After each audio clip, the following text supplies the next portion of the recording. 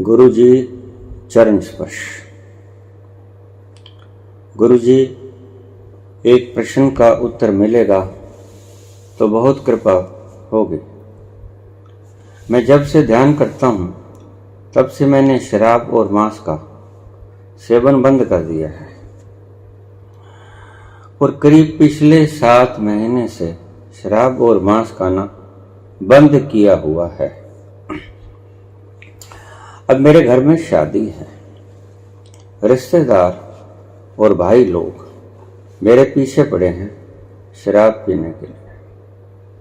मैं मना कर चुका हूं, लेकिन वो नहीं मान रहे हैं। प्रश्न है कि ध्यान के चलते कुछ दिन मांसाहार किया जा सकता है या नहीं? क्या यह ध्यान साधना को देखते हुए गलत नहीं होगा? कृपया मार्गदर्शन करें। आपके उत्तर का इंतजार है। नाम नहीं बोलूंगा।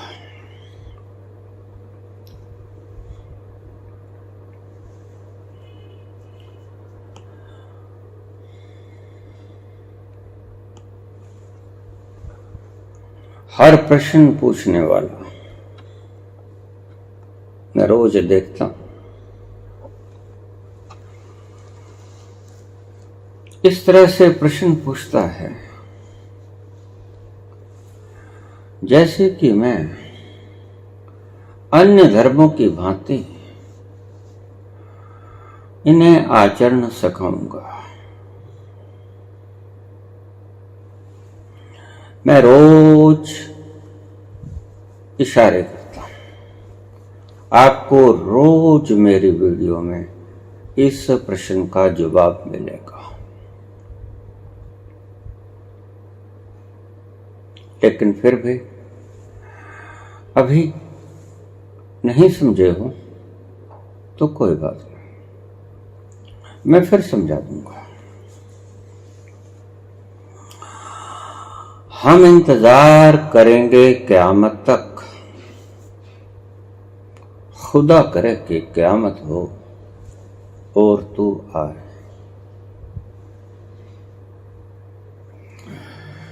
बहुत इस तरह के प्रश्न मेरे पास पेंडिंग पड़े थे। ज्यादा प्रश्न होने के कारण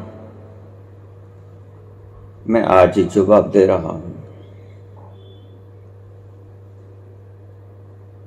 आप समझते हो मैं भी किसी अन्य गुरु की तरह, डेरों की तरह आपसे कहूंगा कि नहीं नहीं भाई, शराब नहीं पीना, मांस नहीं खाना।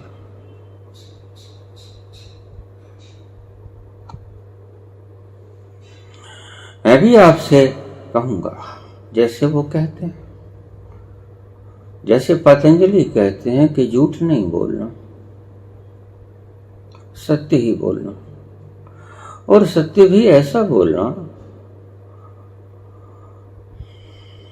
जो किसी को दुख न दे।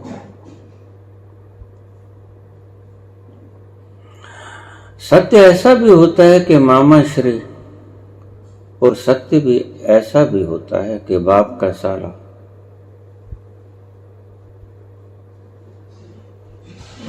लेकिन दोनों शब्दों में फर्क है। सत्य दोनों, अर्थ का फर्क भी नहीं है। भावना में टेढ़ मेढ़ हो गई।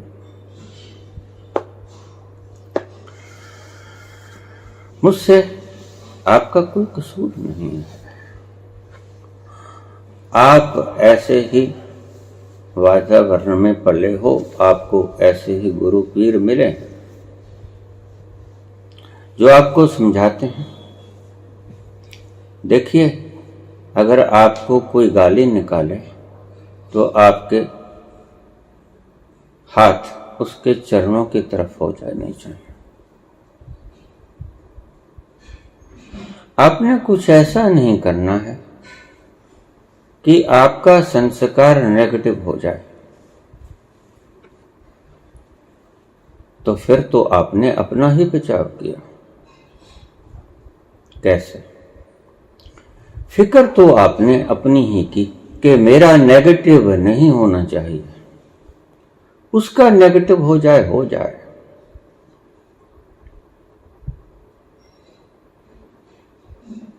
उसने गाली निकाल दी, कटु वचन बोल दिया, और आपको सिखाया जाता है कि आप आगे से उसके पांव पकड़ लेना, और उदाहरण भी देते हैं। क्या विष्णु को घट गए हो जब भृगु ने मारी लात? जब भृगु ने विष्णु की छाती में लात मारी, उसने चरण कमल पकड़ लिया। हे ब्राह्मण देव, मेरी पत्थर की छाती कठोर वज्र के समान, और ब्राह्मण देव तुम्हारे पांव कोमल फूल के समान। कहीं चोट तो नहीं लगी?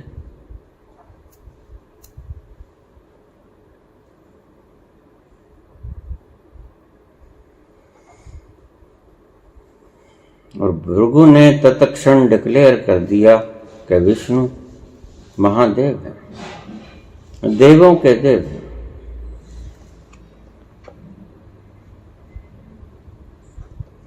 आपको यही कुछ सिखाया जाता है। ईसाई धर्म में 10 कमेंडमेंट्स, 10 चीजें आपने करनी। क्या करना है, क्या नहीं करना है, आज भी लोग मुझे फोन पे पूछ लेते हैं, बाबा फिर ये काम पुनाई में नहीं करना है ना? नहीं करना है पुनाई में, तो फिर इसका मतलब 11:45 ना करें, 10 मिनट कम 12 पे कर लें, 5 मिनट कम 12 पे कर लें, या 11:45 बजने से 5 या 10 मिनट पहले कर लें। क्या अर्थ है इन लोगों का? बड़ी कूट कूट कर समझाई गई व्यवस्थाएं हैं।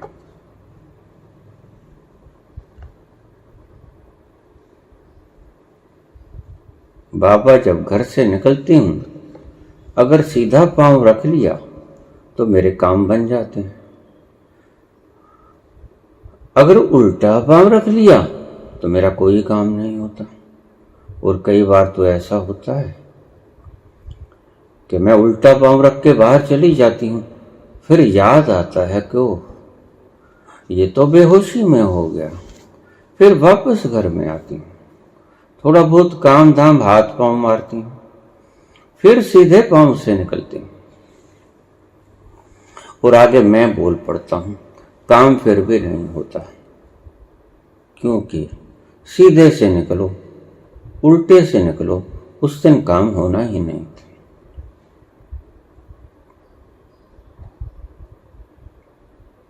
यही पलटू कहते हैं। मेरी तो यही अर्जी, कर वो भी जो तेरी मर्जी है। तुम उल्टे पांव रखो, तुम सीधे पांव रखो, एक दिन माटी का ढेला हो जाओगे। और देखिए, सीधा पांव रखकर तुमने जो कमाया, मान, धन, कुर्सी, जायदाद, बैंक बैलेंस, भाषाएं, ज्ञान तुरंत ही ढेर ढेरी हो जाएगा। जो भी कुछ आपका कमाया, किसी भी चीज के पीछे भाग लो, सब मिटने को है, नाशवान है, कुछ भी साथ जाने को तुम्हारे नहीं। उल्टे पांव निकलो, सीधे पांव निकलो, सीधे पांव निकल के जोड़ो, उल्टे पांव निकल के गंवाओ, बचने को कुछ नहीं। एक दिन तो माटी के ढेले में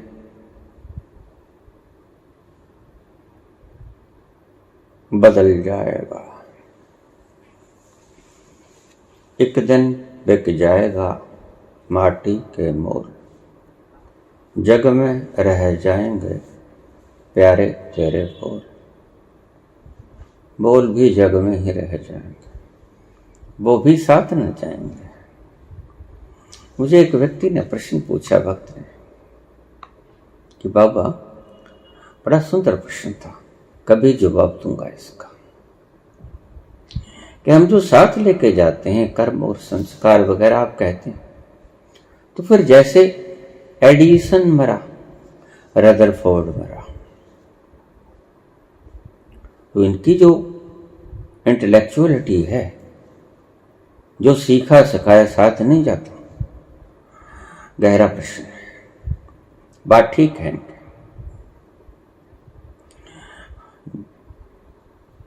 वक्त मिला तो शायद इसी वीडियो में जवाब दे दूंगा, लेकिन पहले मूलभूत प्रश्न।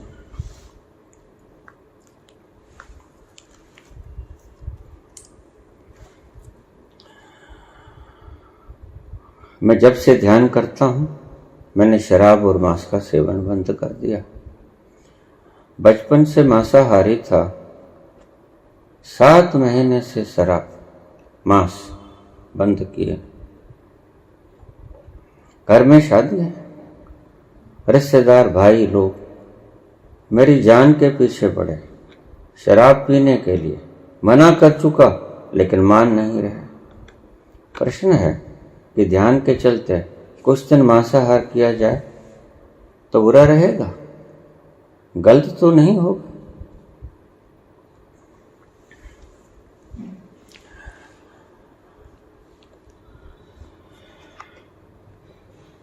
एक परिवार मेरे पास आया करता था, उनकी हर बात का मैं जवाब दे दिया करता था, और अंत क्या हुआ, जब उन्होंने पेशाब भी करने जाना होता तो मेरे पास फोन आता, बाबा पेशाब आया, कर लूं।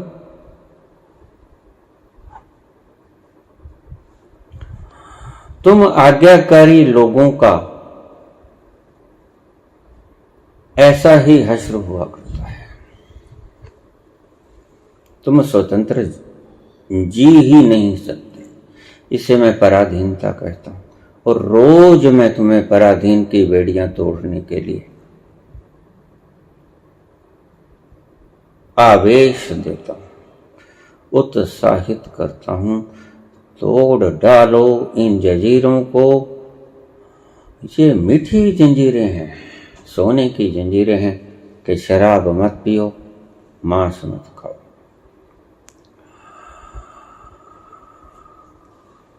कुछ लोहे की जंजीरें हैं, कुछ सोने की जंजीरें हैं।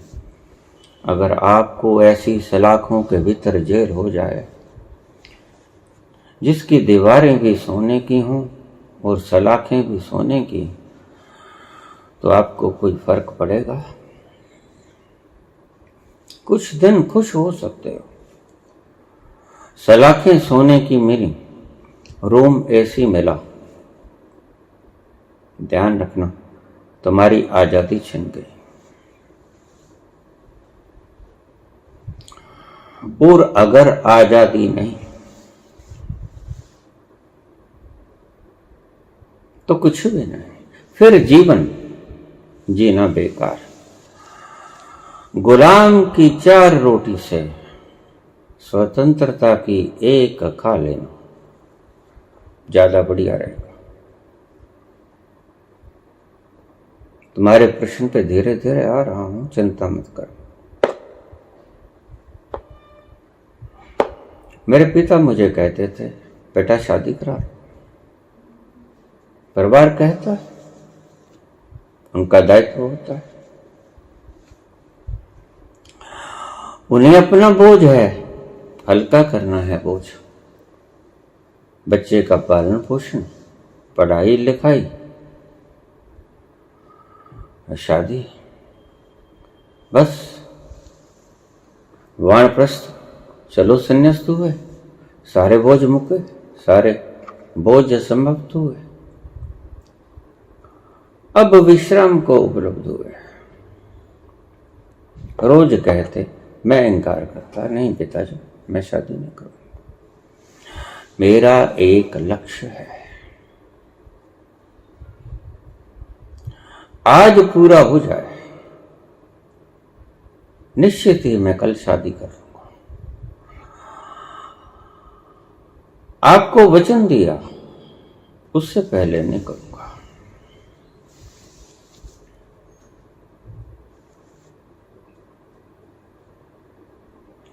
एक दिन बहुत बढ़िया रिश्ता आ गया, जैसे आपके यहां शादी आ गई। गुरुग्राम से रिश्ता आया, जिसे गुड़गांव कहते थे किसी वक्त। वो ब्राह्मण 3 दिन हमारी दुकान पे बैठा रहा। हमारी बड़ी दुकान होती थी, general merchants, hosiery, leather shoes, etcetera etcetera, जिसे हम कहते हैं कबाड़ खाना, औरतों का, आदमियों का, चप्पल, बूट, लेदर, बनियान, सुर्खी, बिंदी, सब कुछ। मुझसे किसी देवी ने पूछा था, ये लिपस्टिक, ये लैक्मे, ये माय फेयर लेडी आपको कहां से पता चला? भाई मेरे को पता चल गया है इसका, मैंने बहुत साल इसका काम किया है।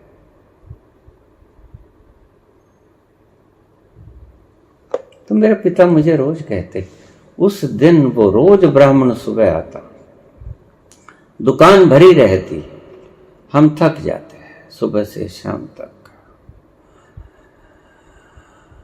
जूतों के डब्बे खोलते खोलते, बनियानों के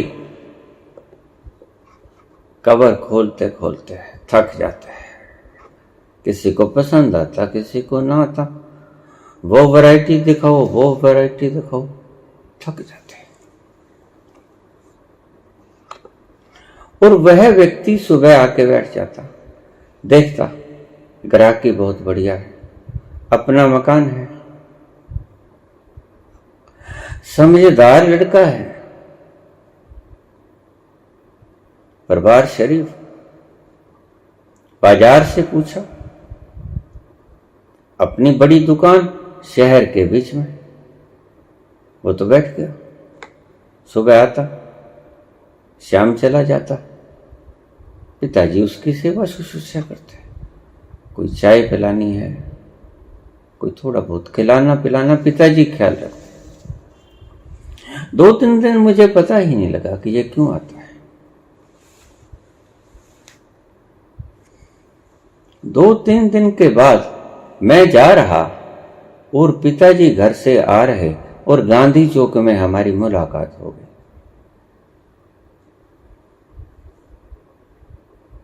मुझे कहने लगे, पुत्र शादी कर लो, ये ब्राह्मण रोज आता है। मुझे कहता है, मुझे आपका लड़का ही पसंद आया, आपका चरित्र, बोल चाल, वातावरण सुंदर लगा। मेरी अकेली अकेली लड़की, ग्रेजुएशन की, सुशील सभ्य पली हुई, गुड़गांव में मेरे पास मेन शहर में बाजार में 7 दुकानें, मैं उनका मालिक हूं, वाहिद मालिक मेरी बेटी है। काम मेरे पास भी बहुत है, आपके पुत्र को वहां मैं मालिक बना दूंगा, आप शादी मंजूर कीजिए। तो पिताजी ने पहली बार गुस्से में मुझे जो शब्द कहे, मैंने कहा, पिताजी मैं नहीं करवाऊंगा, मैंने बहुत बार कहा है।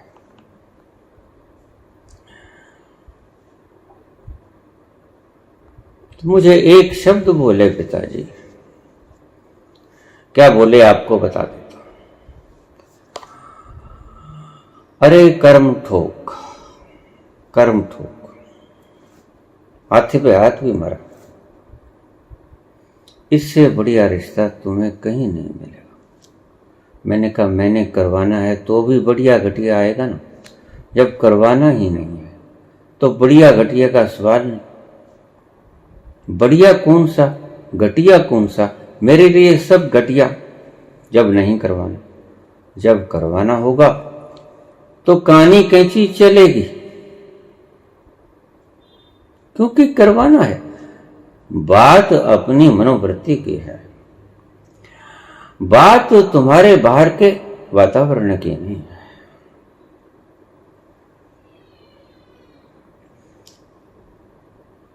पिताजी फिर भी ना टले, मेरे को कर्म ठोक भी बता दिया, गुस्सा भी बहुत, चेहरा भी तमतमाया हुआ, और जैसे व्यक्ति खिंच जाता है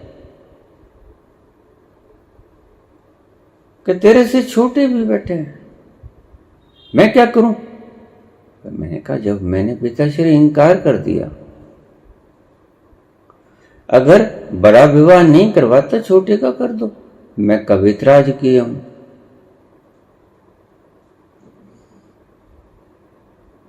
तो मुझे पिताजी फिर भी कहने लगे, थोड़ा विनम्र बोल के कहने लगे, पुत्र ऐसे मत करो, माता पिता की भी कोई ख्वाहिश होती है।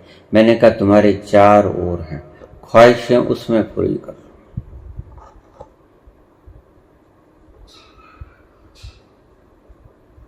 नहीं टले, और मुझे आखिरी शब्द कहने पड़े जो मेरे लिए दर्द का कारण भी बने। मेरे कोमल चित्त पर वो लकीर की भांति बैठ गए, जैसे पत्थर पर हम कोई लकीर खींच देते हैं। मैंने कहा पिताजी, अगर आपका मन एक से नहीं भरा, मैं आपको नहीं रोकूंगा, आप दूसरा करवा सकते हैं। पिताजी तन मिलाए। इसके आगे कोई उनके पास जवाब भी नहीं था। अगर आपका मन नहीं भरा तो आप दूसरी करवा सकते हैं, मैं नहीं रोकूंगा।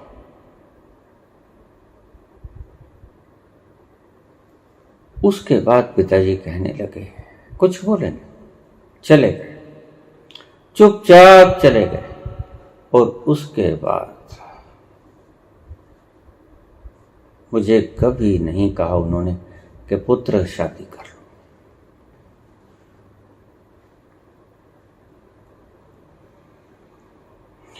मैंने मना किया, घर वाले मानते नहीं। पहले मांसाहार किया करता था,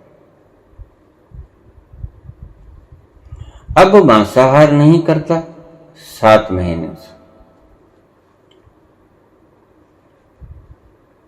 मुझे करना चाहिए, नहीं करना चाहिए, दिशा निर्देश दें। वो ही बात हो गई बाबा जी, पेशाब आया, कर्म, कोई ज्यादा फर्क नहीं है, गहरे से देखोगे अर्थ वो है।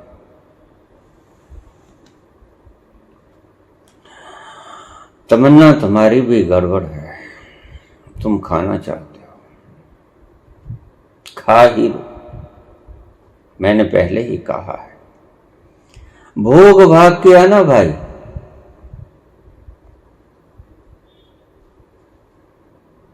तेन तत्तेन भुंजितः मां कृधः कस्य विद्धनम, ईशावास्य उपनिषद का ये कथन। ईशावास्यमिदं सर्वं यत् किंच जगत्याम जगत तेन तत्तेन भुंजितः मां कृधः कस्य विद्धनम। जिन्होंने भोगा उन्होंने त्यागा, गड़बड़ रह गई भाई। किसी डेरे वाले ने आपको रोक दिया होगा, लालच दिखा के। छोड़ो शराब, जन्नत में बहते हैं चश्मे शराब के, वहां पी लेना, वहां शराब भी देवताओं के मिलते हैं, कबाब भी अप्सराओं का होता है। खेल लेना शबाब से, वो भी मेनका मिलेगी, उर्वशी मिलेगी, रंभा मिलेगी। और अगर यहाँ भोगा तो कुंभी पाक नरक में सड़ोगे। मैंने आपको बहुत बार कहा है, कुंभी पाक नरक कहीं भी नहीं है, तुम्हारे शास्त्र भरे पड़े। इसलिए मैं कहता हूं इन्हें जला दो, आग लगा दो, गंगा में बहा दो। पवित्र होती है अग्नि, जल भी गंगा का पवित्र होता है, बहा दो।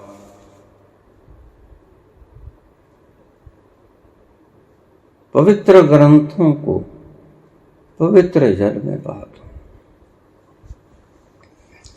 अलमाई सांभ कुंजियां, तियां कर चलियां सरदारी।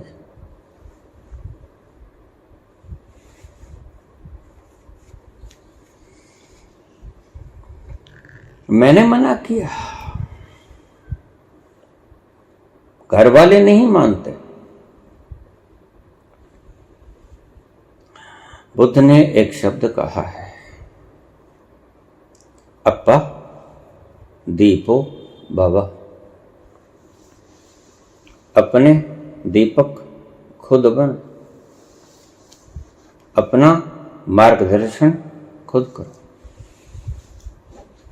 गुरु तुम्हारे साथ कहां तक चलेगा फिरेगा।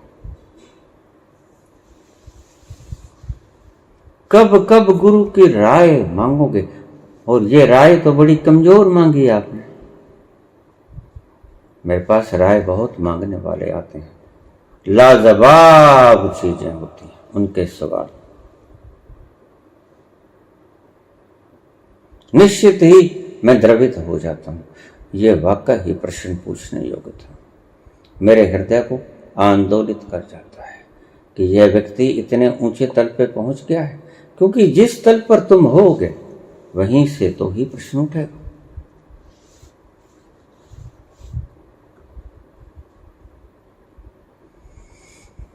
मैंने मना कर दिया, घर वाले नहीं मान रहे। जैसे कि तुम पंखा और तुम्हारी चाबी तुम्हारे घर वालों के हाथ में, क्या तुम इतने गुलाम हो? इतने ही गुलाम हो, तुम्हारे शब्दों से स्पष्ट पता लगता है। तुम्हारे पंखे की चाबी किसी और के पास। और देखिए, इस व्यक्ति के बारे में मैं नहीं बोल रहा हूं सिर्फ मात्र, मैंने पहले भी कहा, इस तरह के मेरे पास करीब 150 क्वेश्चन, थोड़े उल्ट फेर करके। सिर्फ यही व्यक्ति गुलाम नहीं है, इसी व्यक्ति का पंखा, कंट्रोल बटन किसी दूसरे के हाथ में नहीं है। आप सबका बटन दूसरों के हाथ में है। किसी का बटन काम के हाथ में है। बहुत लोग मुझे कहते हैं, बाबा मैं क्या करूं? चैनल को बदलने की चेष्टा करता हूं, लेकिन मेरी एक पेश नहीं चलती। अब मुझे मूर्ख बना रहे हो। जब एक काम, एक बात मैंने अनुभव कर ली और अपने अनुभव से आपको हीरा बता दिया, तो मुझको गुमराह करने पे तुले। मैं मूर्ख हूं जो आपको कहता हूं कि चैनल बदलो, और आपको बड़ा सुंदर उदाहरण दिया कि आप कामग्रस्त हो, अपनी स्त्री के साथ अंतरंग क्षणों में पड़े हो, घर को आग लगे, अंतरंग क्षणों में रहोगे या भागोगे? इस बात का जवाब दे देना, सोच समझ के दे देना। आप भागोगे, जान बची तो अंतरंग क्षण फिर आ जाएंगे। अन्यथा जलकर स्वाह हो जाएंगे। चैनल नहीं बदलते हो आप, चैनल बदलने का ड्रामा भर करते हो, बात अपने मन की ही बांधते हो।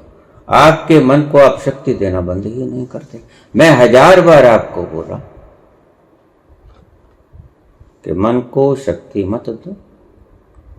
जो सच में इनसे छुटकारा पाना चाहता है, कोई बहुत मुश्किल बात नहीं। अगर प्राकृतिक रूप से कुछ घटित हो जाए फिर भी तो भागोगे,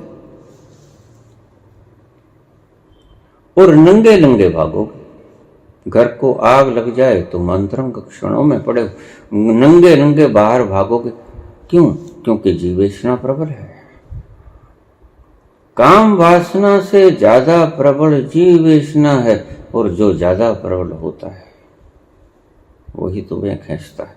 जान तो बचाओ, जान बची सो लाखों पाए, लौट के उठू घर को आए। और लोग देखेंगे तमाशा, जरा घर को आग लगने, और फिर मुझे मूर्ख बनाने पे तुल जाते हैं।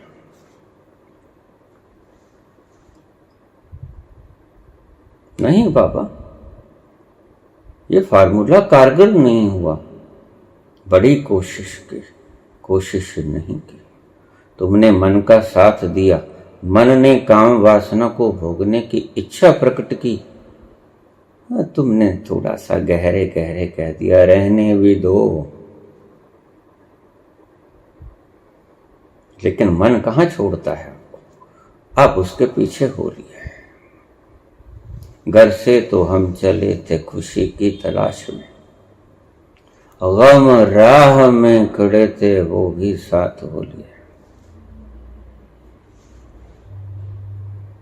आपके साथ हो लेते हैं सभी विकार, और आप दोष देते हो विकारों पे।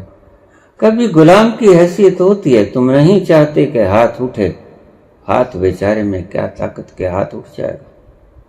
नहीं, तुम उसको आदेश भी दोगे कि चलो उठो, और ऊर्जा भी दोगे कि हाथ उठो, हाथ उठो। इसकी क्या मजाल, अभी तक नहीं उठा था। बुद्धि ने आदेश भी दिया, बुद्धि ने ऊर्जा भी दी, हाथ से आदेश भी दिया उठो, और ऊर्जा भी दी।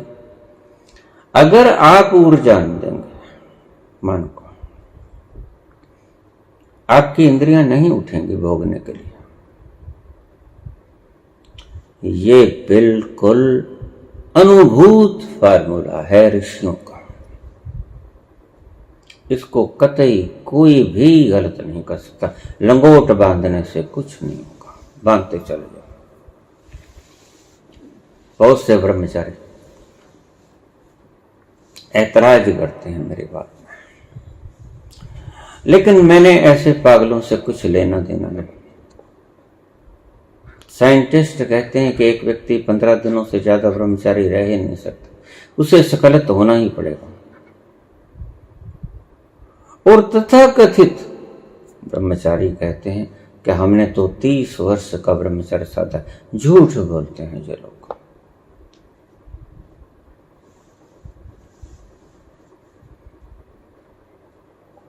तुम कहते कागज की लिखी, और मैं कहता आंखन देखी। एक छोटी सी कहानी।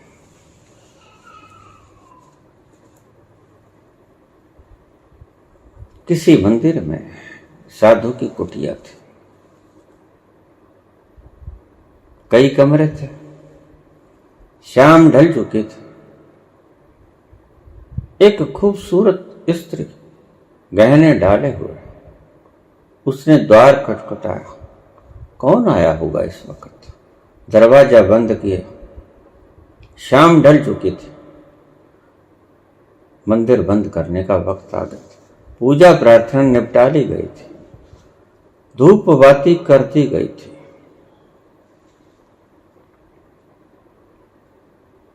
उस संत ने दरवाजा खोला। प्रसिद्ध था वो अपने ब्रह्मचर्य के कारण। बिल्कुल शालीन,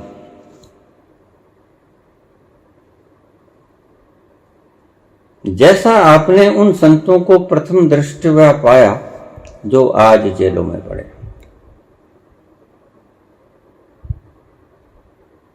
क्षमा करना,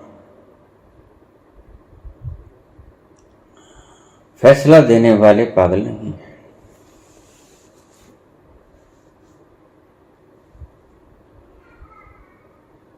फैसला देने वाले का इतना बड़ा जिगरा चाहिए जो 10-10 करोड़ शिष्यों के गुरु को ऐसा ऐसा फैसला सुना देते हैं। सलाम ऐसी जजमेंट को। निर्बलता जीत गई, सबलता हार गई। पावर होते हुए भी जब तुम हार जाओ, समझना न्याय हो गया, प्रकृति ने कर दिया। प्रकृति ने किसके भीतर बस के किया, उसका जिगरा बहुत महान होगा। प्रथम दृष्टया जो तुम्हें परम संत दिखाई पड़ते हैं,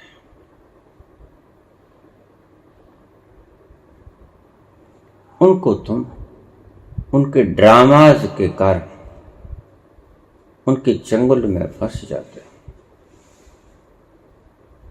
मुझे कल ही मेरे प्रवचन के ऊपर किसी ने प्रश्न किया, बाबा आप ये बाबा कहते हो मुझे।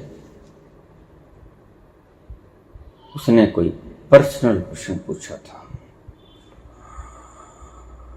गुरु बनाना हो तो आश्रम में मत ठहरना, स्त्रियों के लिए विशेष चेतावनी। मैंने इसीलिए एकांत चुना।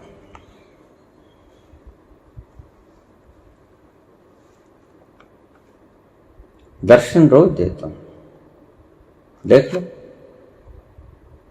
कैसा हूं। पिक्चर तो झूठ बोलती नहीं। जब आप मेरे पीछे पड़ी वेस्टू जैम की शीशी देख लेते हो तो मुझे ना देखते होंगे, अच्छी तरह से देख लेते हो।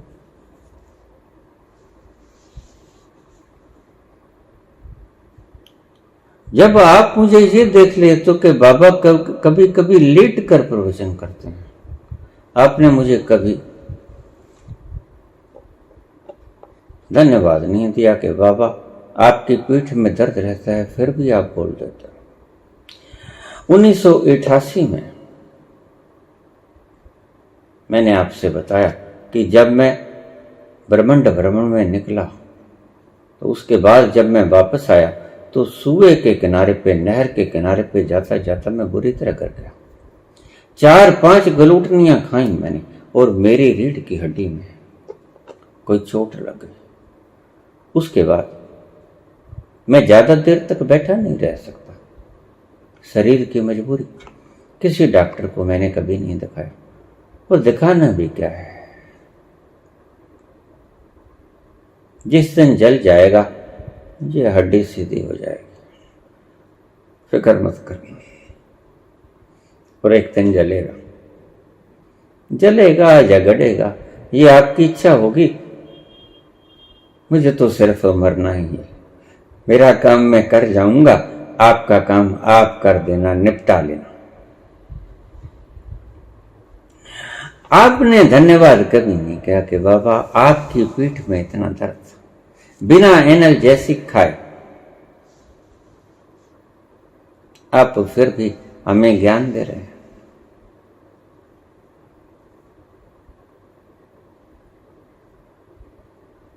कभी कभी भयंकर पेन होता है। मैं बुलवर कर खींच रहा था, कभी कभी मेरे कान में से खून निकलने लग जाता है। बुलवर कर मेरी आंख पे लगा। कुछ मिनटों के लिए नहीं, कुछ घंटों के लिए मुझे दिखना बंद हो गया। वो नर्व दब गई। डॉक्टर कहता कुछ नहीं हुआ, ठीक हो जाएगा। मैं ठीक भी हो गया, लेकिन मुझे शक रहा कि मेरी आंख नहीं है, क्योंकि सीधा सतर्क आंख होती तो दिखता, दिखता नहीं तो आंख नहीं है। तो मेरी माता कहती, देखो शीशा मत देख लेना। तो पुत्र ऐसे ही पट्टी बांधे पड़े रहे। मेरे मित्र मुझे पकड़ के ले आए, घर पे छोड़ दिया, लेकिन मुझे चैन कहां। रात्रि को उठा और बड़ा शीशा था हमारे घर में, वहां चला गया, धीरे से पट्टी को उगाड़ के देख लिया। अरे आंख तो है, ये डेला तो है, डॉक्टर ठीक कहता था। धीरे धीरे ठीक हो गया। बाद में उसी आंख का ऑपरेशन कराना पड़ा।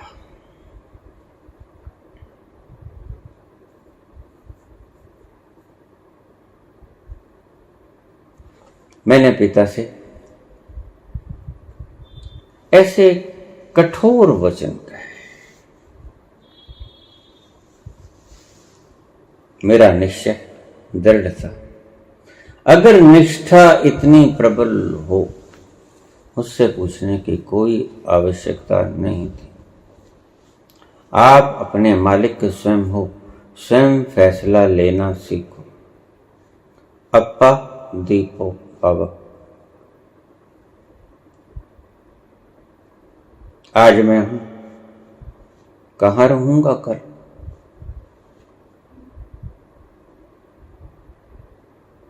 किससे पूछ पाओगे?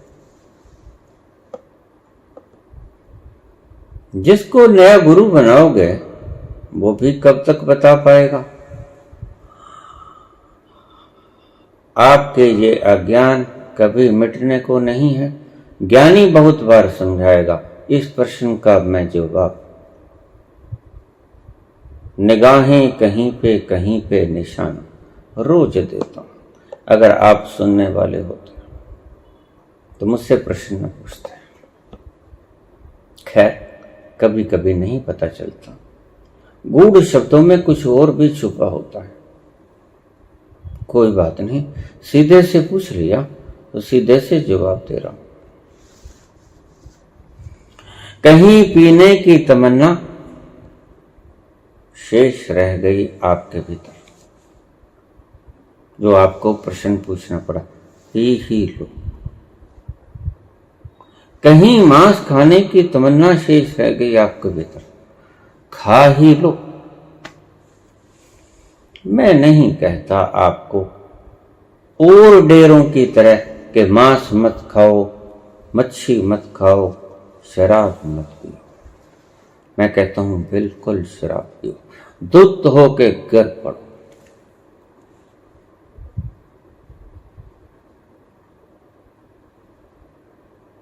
खूब मांस खाओ।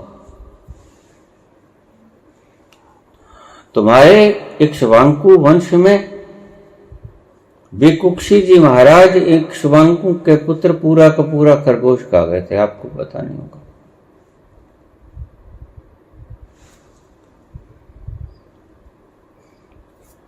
श्राद्ध निकालना था, इक्ष्वाकु ने अपने बड़े पुत्र से बोले, विकुक्षे जाओ, जंगल में जाकर पवित्र पशुओं का मांस लेके आओ, आज हमने श्राद्ध निकालना है। बड़ी दुखद बात है, हमारे शास्त्रों में ऐसी गंदगी अब तक भरी पड़ी है और हमने बाकी सफाई अभियान तो छेड़ दी। ये मूढ़ता के सफाई अभियान अभी तक पेंडिंग में बोल रहे हैं, जो हमारे दिमागों को पागल बना देते हैं। विकुक्षे जाओ, जंगल में शिकार करो, पवित्र पशुओं का मांस ले आओ। अब गधा पवित्र पशु नहीं होता, ध्यान में रख लेना। पवित्र पशु क्या होता है? गाय पवित्र पशु होती है, खरगोश पवित्र पशु होता है। पवित्र पशुओं में इनका नाम आता है। बैल पवित्र पशु होता है, नंदीगण जी महाराज। और पवित्र पशु क्या होता है?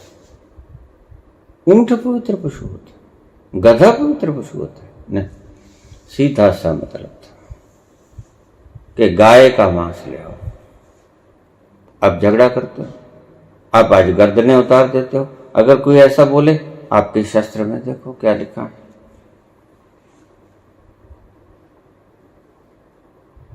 एक शिवांकु बोल रहे हैं, कोई और नहीं बोल रहा है। जिस कुल में भगवान महावीर का जन्म हुआ, जिस कुल में भगवान राम का जन्म हुआ, जिस कुल में अहिंसावादी जैनियों के प्रथम गुरु ऋषभ देव का जन्म हुआ, नेमिनाथ का जन्म हुआ,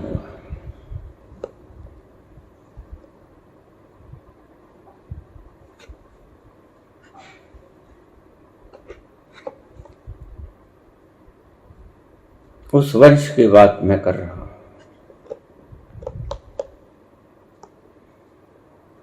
जाओ पवित्र पशुओं का मांस ले आओ। मैंने श्राद्ध निकाला, दोपहर हो गई। अब पशु मारना कोई आसान बात तो है नहीं। भागते हैं, निशाना चूक जाता है। खरगोश की चाल बड़ी तेज होती है, निशाना सदा लगे ना लगे इतने में निकल जाता है। दोपहर हो गई, भूख लगी, भूख लगी, क्या करे? एक खरगोश मार के रखा था श्राद्ध के लिए। अब तुम कहते हो ऐसे शस्त्रों को पूजो, इनकी प्रार्थना करो। अरे क्यों जड़ काट रहे हो? तुम खुद इसी धर्म में पैदा हुए हो, सनातन धर्म में। अपनी ही तो जड़ मत काटो। मैं अपनी जड़ नहीं काट रहा हूं, मैं तुम्हारे भ्रम की, तुम्हारी मूढ़ता की जड़ें काट रहा हूं।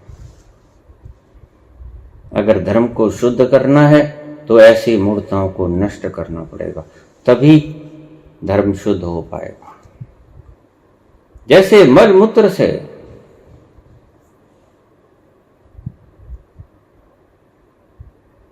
लिबड़ा हुआ आपका वस्त्र बिना धोए से पवित्र नहीं होता, मैं वही काम कर रहा हूं। आपका स्वच्छ भारत काम करे ना करे, मैं अवश्य अपनी कोशिश करूंगा कि आप इन मूढ़ताओं से, मैं अपने ही धर्म का विनाशक नहीं, मैं किसी भी धर्म का विनाशक नहीं।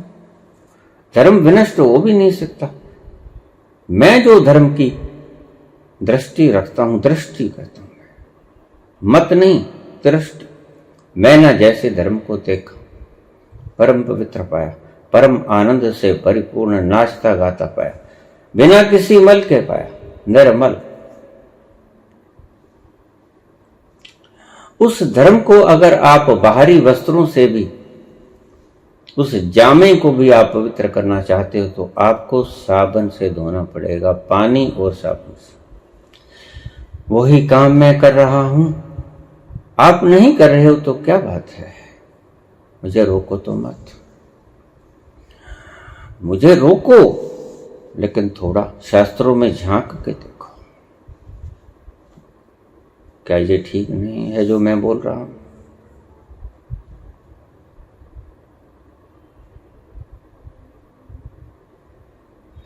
और वो पवित्र मांस को खरगोश खा गया पूरा का पूरा। विकुक्षी घर पे आया। वशिष्ठ त्रिकालज्ञ थे, अपनी तीसरी आंख से देख सकते थे। जब आहुति निकालने लगे, ग्रास निकालने लगे, उन्होंने तीसरे नेत्र से देखा, सारा सीन सामने आ गया। कहने लगे, विकुक्षे, यह अपराध किया। क्या प्रभु, तुमने झूठा कर दिया। अब भला मांस का क्या झूठा होता है? होता है।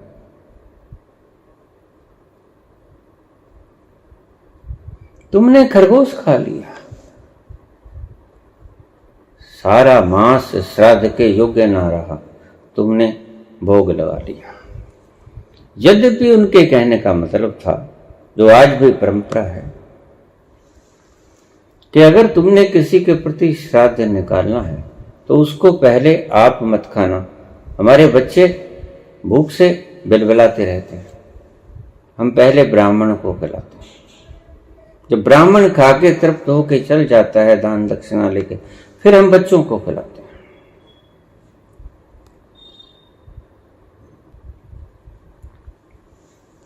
कोई बाऊ का परिवार था, बाऊ का परिवार समझ तो छोटा परिवार, जो गिन गिन के रोटी पकाए। श्राद्ध निकालना था, पतिदेव घर से चले गए, मैं अपने ऑफिस जा रहा हूं, आप श्राद्ध निकाल देना। ठीक, स्त्री ने ही पकाना होता है, पकाया, उस ढंग से पकाया कि फुल्का हम 4 खाते हैं, 3 खाते हैं, उसके लिए 10 बना दो, बच जाएगा, कोई बात नहीं। सब्जी इतनी, खीर इतनी, पूड़ा इतना, सब कुछ बना दिया, ज्यादा ज्यादा बना दिया। ब्राह्मण देवता आ गए, चरण धोए, बैठा लिया आसन पे, खाने लग गए। कोई 11 सवा 11 सेरिया होगा। हरिद्वार जाना, आपको पता चल जाएगा। जितना ज्यादा खाने वाला भक्त उतना ही ज्यादा पैसा देते हैं। भी 1.25 सेर खा पाऊंगा, 1.25 किलो। हमसे तो पाव भी नहीं खाया जाता। 1.25 सेर का ऊपर का पाव नहीं खाया जाता। और 2.25 सेरिया और 5.25 सेरिया, और सबसे ज्यादा पैसे देने हैं तो 11.25 सेरिया। एक बार श्राद्ध के दिनों में मेरा चक्कर लगा वहां, मैंने देखा 11.25 सेरिया, 11.25 सेरिया खा जाएगा, और वो खा गया। तोंद बड़ी हुई, पूरे गुब्बारे के फूलने की तरह बड़ा गुब्बारा फुला दिया गया। अब फटा तब फटा, लेकिन फटते नहीं।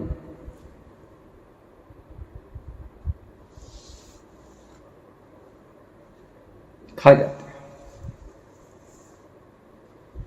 लग गया खाने, सारा कुछ जो बर्तनों में था खाली होने लग गया, उसके पेट में पड़ने लगा, जमा होने लग गया।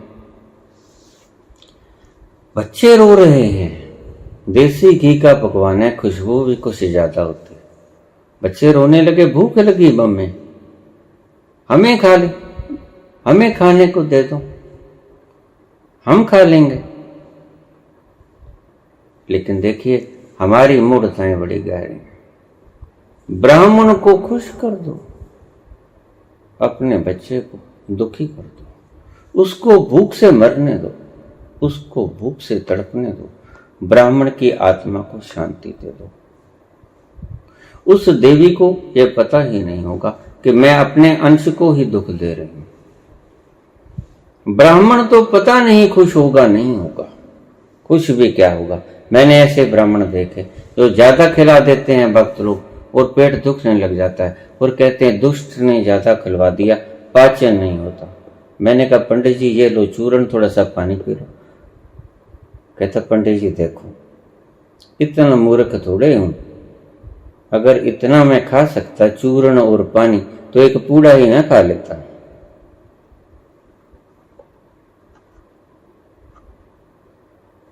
सवा 11 सेरिया। पहले ब्राह्मण को झूठा नहीं करना है। तो वशिष्ठ बोले, विकुक्षे तुमने ठीक नहीं किया, तुमने श्राद्ध के मांस को झूठा कर दिया।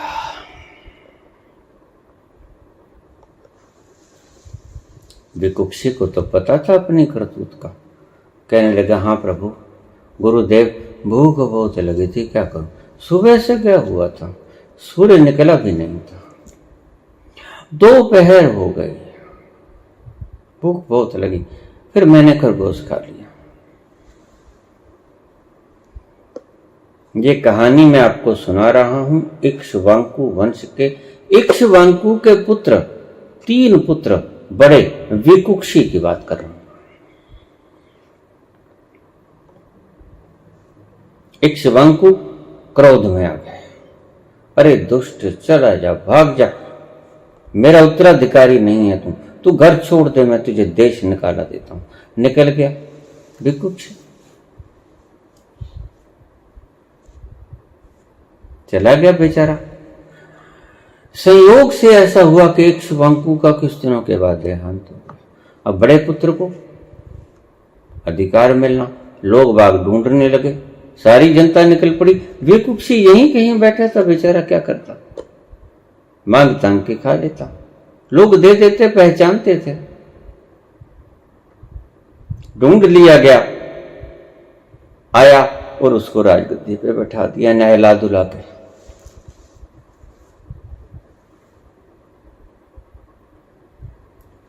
जब इक्ष्वाकु के पुत्र पूरे का पूरा कच्चा खरगोश खा सकते, अरे भाई तुम्हें क्या हर्ज है, खा जाओ ना।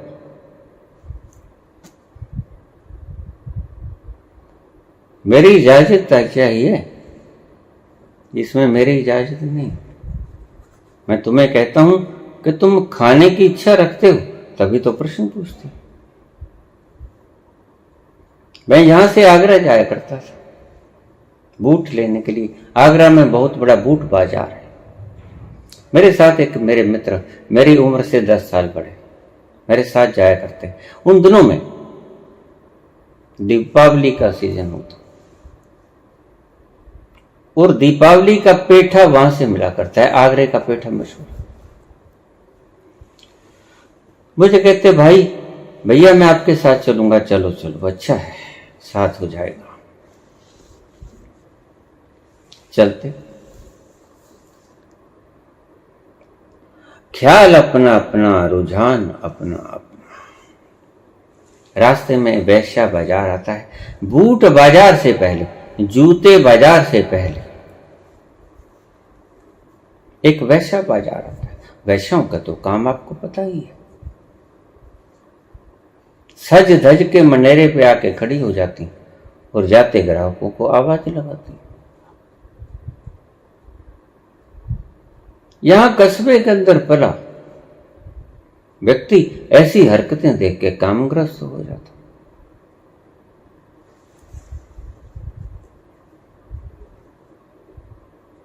मुझसे पूछता भैया मैं डूब लूं? मैंने कहा डूब लूं, क्या हर्ज है?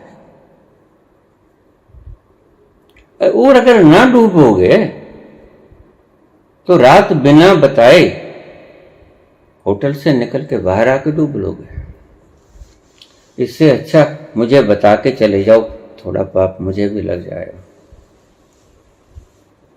कोई बात नहीं, मैं बर्दाश्त करूंगा। कहता नहीं भैया नहीं, पाप वाप नहीं लगेगा, खुशी मिलेगी आपको, क्योंकि हमें खुशी मिलेगी और थोड़ा सा आपको भी, आपने एफर्मेशन दी है, आपको भी थोड़ी खुशी मिल जाएगी। मैंने कहा चलो कोई बात नहीं, मुझे मेरी परवाह नहीं, तुम डूब लो। अपने काम चला जाता,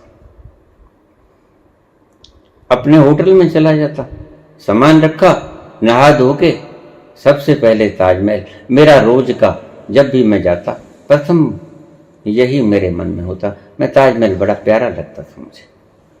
वहां जाके 5-7 घंटे बिताता, रात्रि को आके सो जाता और सुबह जाके मैं खरीदारी करता। और वो डूब डाब के पता नहीं कहां सो जाते, फिर मेरे साथ ही वापस आता। जानते थे मुझे।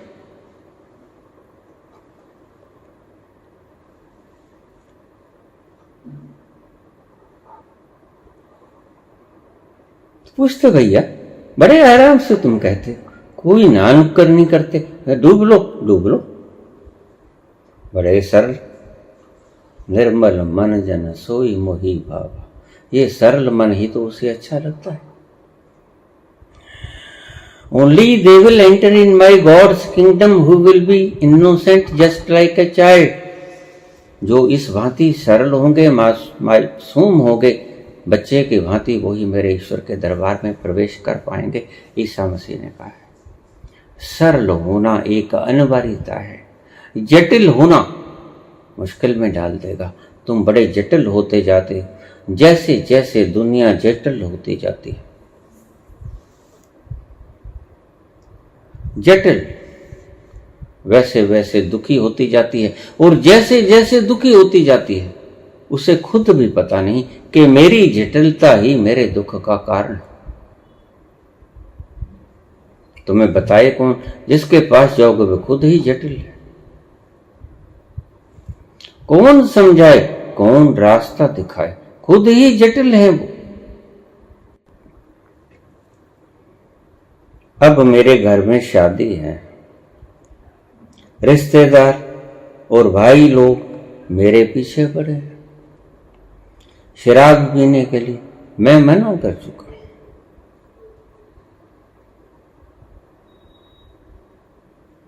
लेकिन वो मान नहीं रहे।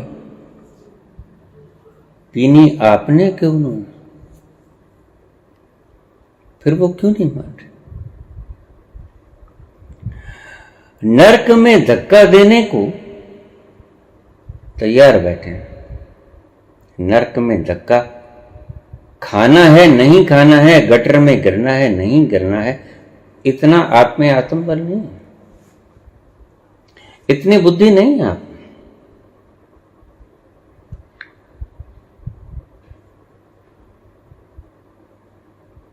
अगर छोटी छोटी बातों पर विचलित हो जाओगे, संशयग्रस्त हो जाओगे, तो भगवान कृष्ण जी कहते हैं संशयात्मा विनश्यति। हे अर्जुन, जो व्यक्ति संशय में रहता है, इधर जाऊं या उधर जाऊं, मैं पूछता हूं तुमसे किधर जाऊं, ये संशय की बातें हैं। और कृष्ण भगवान कहते हैं कि संशयात्मा विनश्यति, विनष्ट हो जाता है। इस विनष्टता को तोड़ने के लिए बुद्ध ने एक सूत्र दिया, अप्पादीपो भव। गलत करो, ठीक करो, लेकिन करो अपनी मर्जी से। अपने निर्णय से भटक भी जाओगे तो समझ लेना कि शुभ है। क्यों? क्योंकि अपनी मर्जी से भटकोगे। अब आप ठीक से समझ लेना।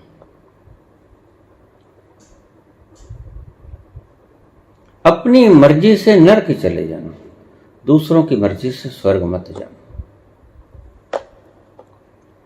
अपनी मर्जी से नरक जाओगे तो मन का एक स्वभाव है अपनी गलतियों को दूसरों पर जिम्मेदार ठहरा देना। यह मन का बुनियादी स्वरूप है। सारी दुनिया यही कुछ कर रही है। उसने ऐसा किया तो मैंने ऐसा किया।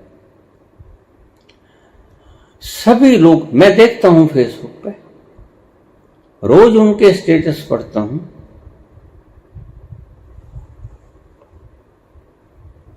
अपने ही पीठ के पीछे छुरा घोंपा करते हैं। तुम अच्छाई जिससे करोगे वो बुराई ही करेगा।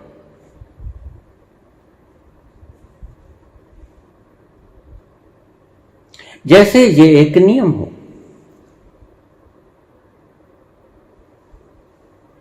ऐसा कुछ नियम नहीं होता कि तुम जिससे अच्छाई करोगे वो बुराई ही करेगा। नहीं। महात्मा बुद्ध गुजरे जा रहे थे, अंगुली माल के रास्ते से लोगों ने बहुत रोका, प्रभु मत जाओ। इतने प्यारे और शांत स्वभाव के महात्मा बुद्ध, प्रभु मत जाओ। सभी शिष्य साथ छोड़ गए। 50,000 शिष्य उनके साथ रहते थे, कोई जाने को राजी नहीं हुआ। देखिए, आपको एक बात बता दूं, जब पढ़ने लगती है ना तो कोई नहीं डरता। एक कहावत है, मरुस्थल के अंदर बंदरिया के बच्चे बंदरिया को सबसे ज्यादा प्रिय होते हैं। अगर ये पूछा जाए कि किस प्रजाति को अपना बच्चा सबसे ज्यादा प्यारा लगता है, तो आपको मैं बता दूं कि बंदरिया को अपने बच्चे से अत्यधिक लगाव होता है। उससे ज्यादा किसी माता को अपने पुत्र से, बच्चे से लगाव नहीं होता।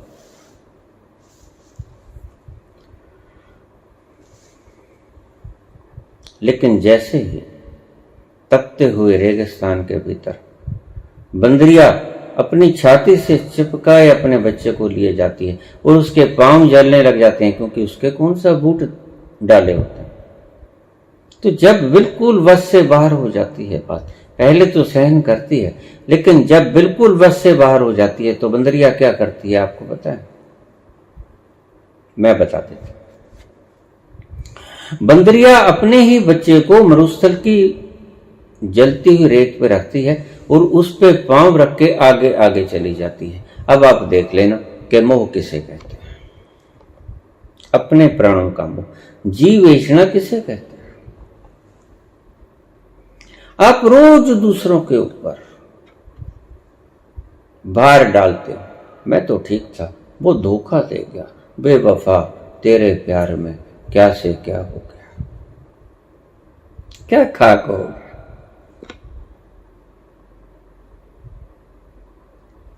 ऐसी उम्मीद न थी। उम्मीद तो तुम्हारी कभी पूरी भी नहीं होती। उम्मीद तो चार भाई ही पूरी करते हैं।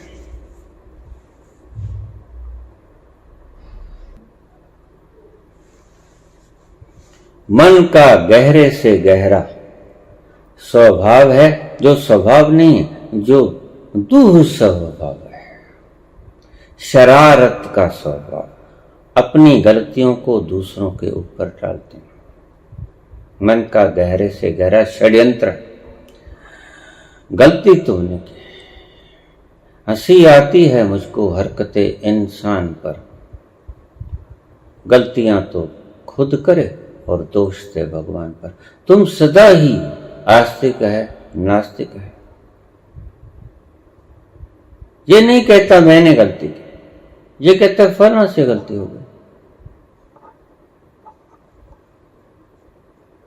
उसके कारण मैं गलती की। इसलिए मैं कहता हूं कि कोई रिएक्शन मत करना। मेरे 44 थप्पड़ पड़े, मैंने कोई रिएक्शन नहीं किया। मैंने व्हाइट बॉल नहीं फेंकी, उसने बॉल फेंकी ब्लैक, लेकिन मैंने व्हाइट नहीं फेंकी। मैंने रिएक्शन नहीं किया।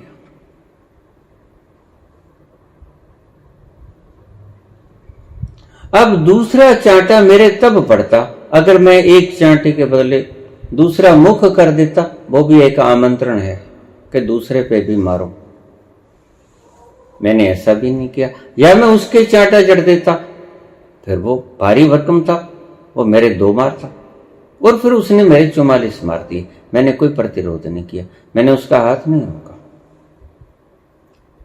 उससे मैंने पहले एक शिष्य की जान मरने से बचा ली। उस शिष्य का गला घोंट दिया था, लाल सुर्ख हो गया था, जैसे खून बाहर आएगा। तो मैं चिल्लाया, गर्जा, छोड़ दे इसको। उसने छोड़ दिया और वो तो ऐसा भौंका जैसे गधे के सिर से सिंह गायब हो गया। पूड़ियां ऐसा उतरा, शायद 3-3 पूड़ियां इकट्ठी। गुस्सा था, गुस्सा भीतर था, कारण चाहे कोई हो ना हो, लेकिन गुस्सा उतारना होता है। इसलिए मैं तुमसे कहता हूं, जब तुम्हें गुस्सा आए, हर एक घर के अंदर दशरथ बड़े सियाने पुरुष थे। उन्होंने अपने राजमहल में एक कोप भवन बनाया था। सभी के मन मस्तिष्क एक दूसरे से मिलते नहीं। जिसको भी किसी बात पर रंज हो, गम हो, गुस्सा हो, वो कोप भवन में जाके बैठ जाए तो समझेंगे कोई नाराजगी है, कोई बात है। इतने शुद्ध होने, इतना सरल होना चाहिए व्यक्ति को। इसलिए आर्किटेक्चर से कहूंगा, जब मकान का नक्शा बनाया करो तो एक कोप भवन भी बना दिया करो। जो सबसे ज्यादा जरूरत की चीज है वो अब बनाते हैं। व्यक्ति के मन में क्रोध है, अन्य तरह की कुछ विकार है, भरा पड़ा है। अगर कोप भवन हो, आप आजमा के देख लेना, घर शांत हो जाएगा। जब तुम्हें क्रोध आए कोप भवन में चले जाना। पहले के लोग ज्यादा समझदार थे हमारे से। तो दशरथ ने कोप भवन का निर्माण किया। जिस भी व्यक्ति को कुछ किसी की तकलीफ हो वो कोप भवन में चला जाए, उसकी बात सुनी जाएगी। वहां जाके चिल्लाना, घूंसे मुके चलाना, तलवारबाजी करना, थप्पड़ चट्टू लगा देना, उलट पुलट बोलना, गाली निकालना, पागलपन करना, जो कुछ भीतर से आया। कमरा भीतर से बंद कर लेना और कमरा साउंड प्रूफ होना चाहिए, आवाज बाहर ना जाए, ताकि चीखने चिल्लाने वाले को ये भी संदेह ना रहे कि पागल हो गया है कुछ व्यक्ति। नहीं, ऐसा संदेह भी ना रहे। बाग बगीचा उपलब्ध नहीं होता आपको, अगर होता है तो वहां पहले से ही 5-4 पागल मौजूद होते हैं। वो अपने अपने डबली अपना अपना राग तुम्हें कठोर से स्नेह होने देता है। इसलिए मैं जब सैर करने जाता था, मेरे साथ अगर दूसरा आदमी होता तो मैं उसे कहता था या तो आगे हो जाओ या पीछे हो जाओ, कम से कम 50 फुट मैं ठहर जाता हूं, आप आगे निकल जाओ। क्यों, क्या बात है? मैं कहता देखिए मैं मजे से जा रहा हूं।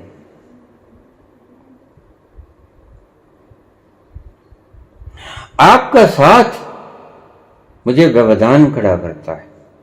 अकेला रहने में जो मजा है वो 2 होने में नहीं है। ध्यान से समझना मेरा इशारा किस तरफ। एक होने में जो मजा है वो 2 होने में नहीं है। और आप तो आज 2 से भी बहुसंख्यक हो गए, पता नहीं कितने। आप खुद को ही पहचान नहीं पाते, इतने चेहरे बना लिए हैं आप। जो व्यक्ति को कोई तकलीफ हो घर में, कोप भवन में चला जाए। हमने जो सबसे ज्यादा जरूरी चीज थी उसको बनवाया नहीं। जैसे हम कहते हैं फला वॉशरूम में चला गया, जरूरत है। ऐसे हम कहते फला कोप भवन में। दशरथ बड़े समझदार थे। कोप भवन में जाओ, अपनी दुविधाएं, अपने दुख तकलीफ बोलो, ऊंचे ऊंचे हल्के हो जाओ। पूजा रूम में साथ ही पूजा रूम बना लो, उसके बाद पूजा रूम में बैठ जाओ। मन हल्का होगा तो भीतर जाने का आनंद बहुत गहरा होगा। कोप भवन आर्किटेक्चर जरूर बनाए और ये स्पष्ट कर दिया जाए अपने बच्चों से, अगर आपको कोई तकलीफ है तो कोप भवन में चला जाए करो। माता पिता समझ जाएंगे कि कोई तकलीफ है बच्चे को। इतनी स्वतंत्रता तो होनी चाहिए बच्चों को। आप देखना पीढ़ी दर पीढ़ी फर्क पड़ता चला जाएगा।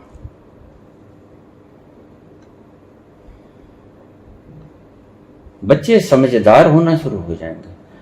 बच्चे क्रोध नहीं करेंगे, क्रोध को फेंक आए, किसी पर तो गिरेगा। कोप भवन में गिरा दो ज्यादा अच्छा।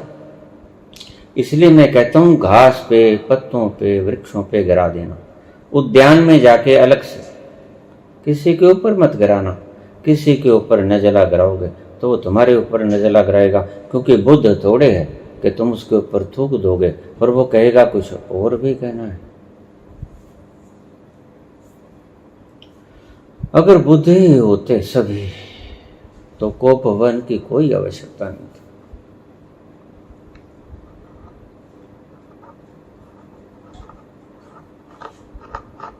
मन को हल्के करने का भी उपाय होना चाहिए। आपने शरीर के मलमूत्र त्यागने के लिए तो वॉशरूम बना दिया, लेकिन जो मन का मलमूत्र है, वो जो मूढ़ता है, वो क्या करोगे उसका? इसलिए वो मलमूत्र दिमाग में ही पड़ा रहता है और तुम्हें पता भी नहीं चलता, क्योंकि उसका प्रेशर जब आता है आप कहते हो बाबा बहुत दुखी हूं। अब दुख का कारण मैं तो जानता हूं, तुम तो नहीं जानते ना। खुले उद्यान में चले जाना, क्रिया योग करना, फर्श को संवारना, झाड़ू लगाना, धूल उठेगी बाहर फेंक देना, धीरे धीरे हल्के हो जाओगे। धीरे धीरे अपने स्वभाव के पास पहुंच जाओगे। और जिस दिन आप अपने स्वभाव के पास पहुंचे,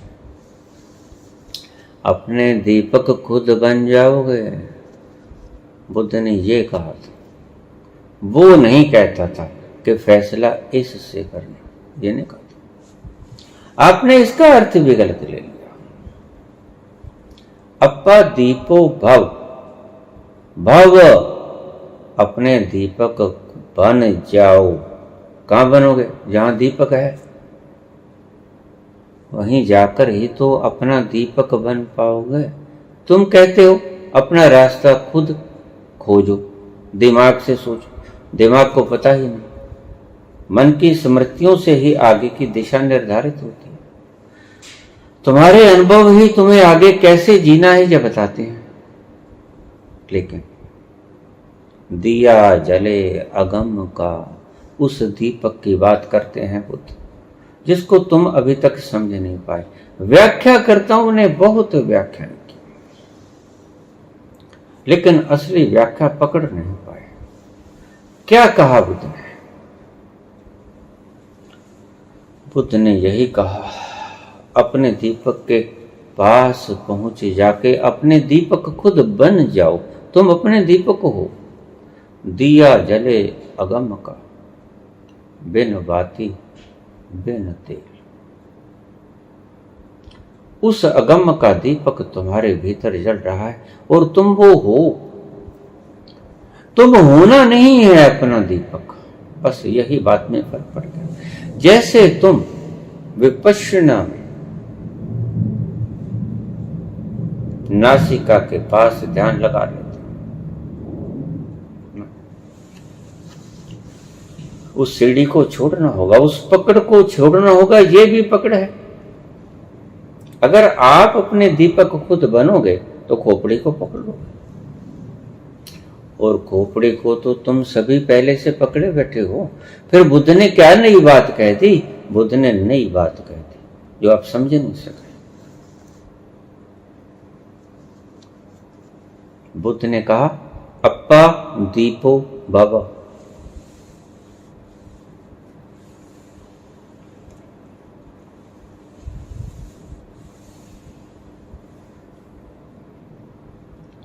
जा ठाकुर दे वेड़े वड़िया,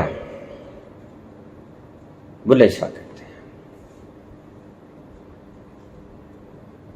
हैं। जा ठाकुर दे वेड़े वड़िया, जिथे बजदे नाद हजार। वहां चला गया जहां हजारों तरह के नाद बजते हैं। वाजे नाद अनेक असंख्या केते वावन हार। सभी इशारा उस तरफ, ये इशारा भी उस तरफ। रोज बोलता हूं, सबे सियाने एक मत, मूर्ख अपनो अपनी। तुम व्याख्या करता मूर्ख हो, तुम्हें पता ही नहीं ये बोल के क्या गए हैं। अरे यहां शब्दों के रुकावट से भेद पड़ जाता है भाव का, अर्थ का। रोको मत जाने दो, रोको मत जाने दो। तुम समझते हो कि बुद्ध के शब्दों को व्याख्या कर लेंगे? नहीं समझ पाओगे। लिपि बड़ी कमजोर है।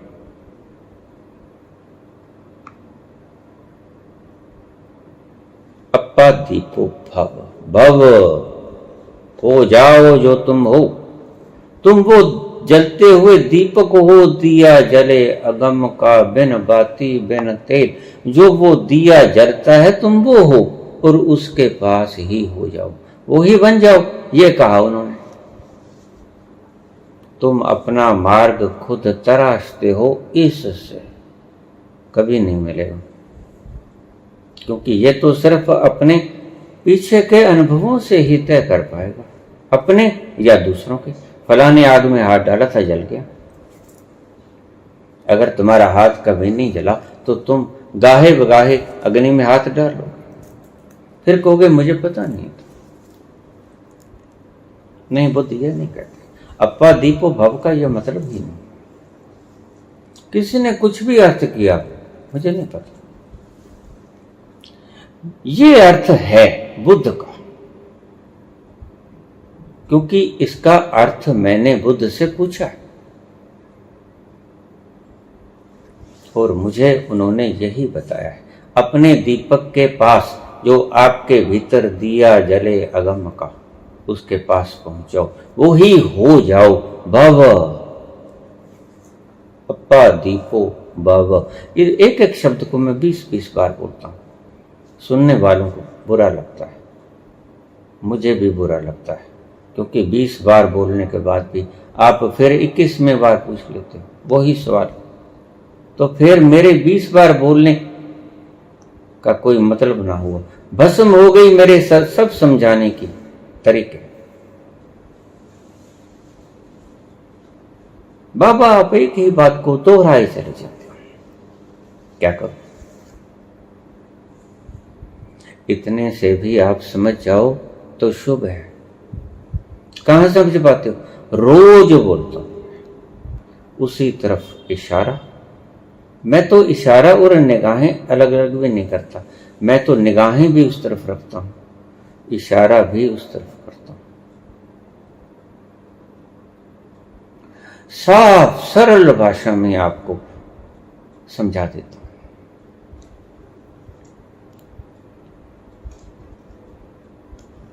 अवश्य बनाना, घर में शांति पैदा करेगा। वास्तु शास्त्र की फिक्र मत करना। वास्तु शास्त्रों से इतना ही कह देना, आर्किटेक्चर से एक कोप भवन अवश्य बना देना, क्योंकि सभी को क्रोध आता है, दबा लेते हैं। क्या करें, कहां चिल्लाएं? एक साउंड प्रूफ कमरा होना चाहिए चिल्लाने के लिए। दूसरों को पता होना चाहिए कि कुछ तकलीफ है। पूछा दशरथ ने, केकई को फौरन पहुंचे, कोई तकलीफ है इसको? आज तो मंगल गायन हो रहा है, इसको क्या तकलीफ हो गई? पूछा, मामला सारा बदल गया।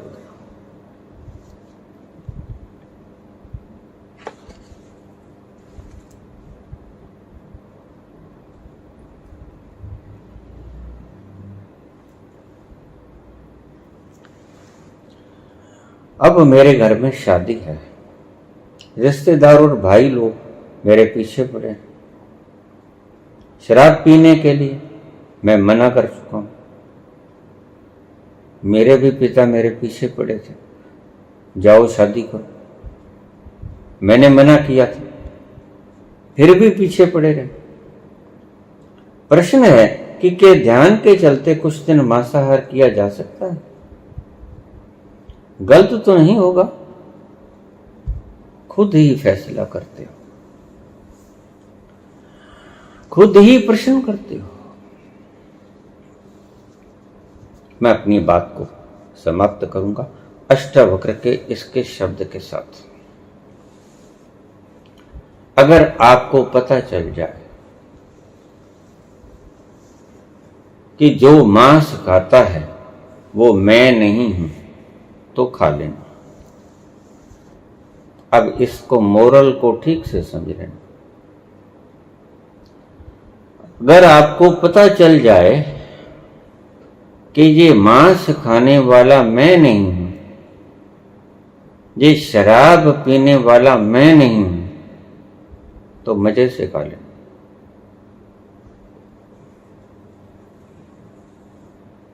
अन्यथा मत खाना, क्योंकि फिर तुम करते हुए, फिर तुमने मांस खाया, इसीलिए तुम मुझसे पूछते हो, तुम कर्ता बनते हो। तुम्हें अकर्ता का भी पता नहीं, तुम्हारे होने के अकर्ता भाव का भी तुम्हें पता नहीं। और जैसे ही तुमने ये समझ लिया कि कर्ता कौन, उन अदृश्य हाथों को देख लिया कठपुतलियों को नचाते हुए, आप मांस खाओ ना खाओ कोई फर्क नहीं पड़ता। फिर काहे को तकलीफ देनी है किसी को?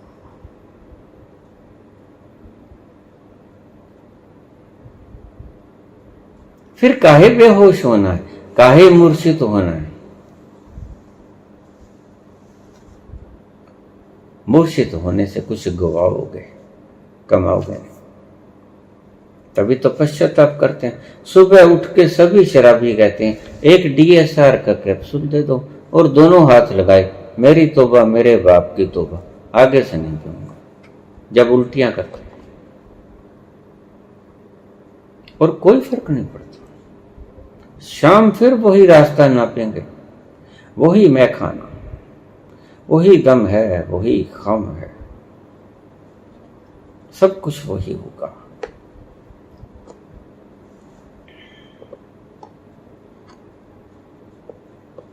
जिस दिन तुम्हें पता चल जाए मांस खाने वाला मैं नहीं, मैं इस मांस खाने वाले को निहार रहा हूं, बराबर खाता रहे,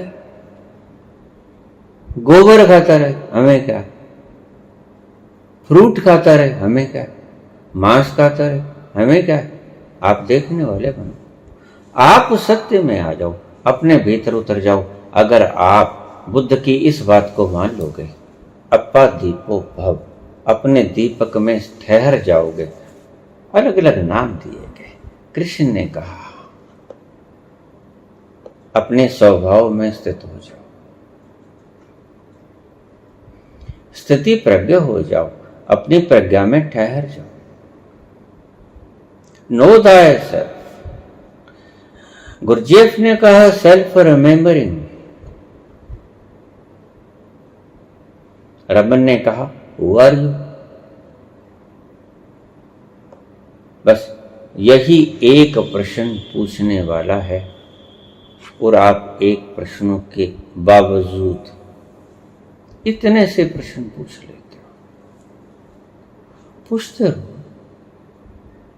जब तक हूं बतलाऊंगा। फिर तुम पूछते हो मैं काटता छाटता हूं, तुम दुख मान लेते हो कि ये छेनी थोड़ी क्यों उठा लिया, मैं क्या करूं, मेरी मजबूरी। फिर तुम काटने छाटने भी नहीं देते। कुछ अंधभक्तों को तो बड़ी चोट पहुंचती है, वो तो इतनी नफरत खा लेते हैं, बाबा अब आपको सुनने का मन भी नहीं हुआ। मैंने कहा इस मन को ही समाप्त कर दो, तो फिर मुझे सुनने की जरूरत भी कहां रहेगी। बाबा अब आपको सुनने का मन ही नहीं रहा, बहुत बुरा लग रहा है। मैंने कहा इस मन को समाप्त कर दो, फिर मुझे सुनने की जरूरत भी नहीं रहेगी।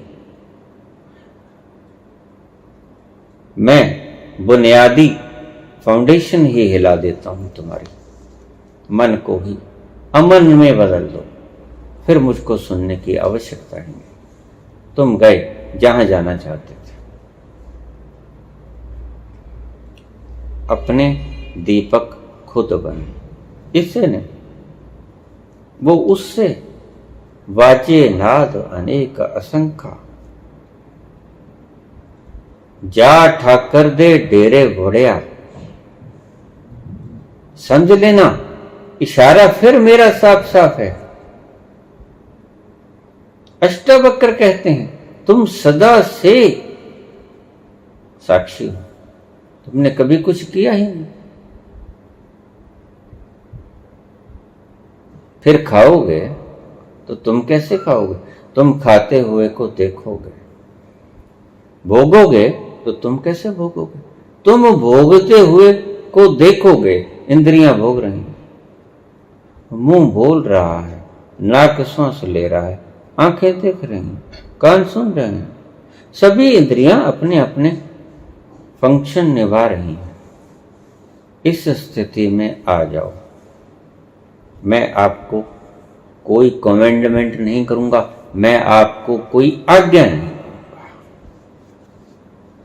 आज्ञा करने का मतलब तो आपकी मालकियत है, मैं आपका मालिक नहीं हूं।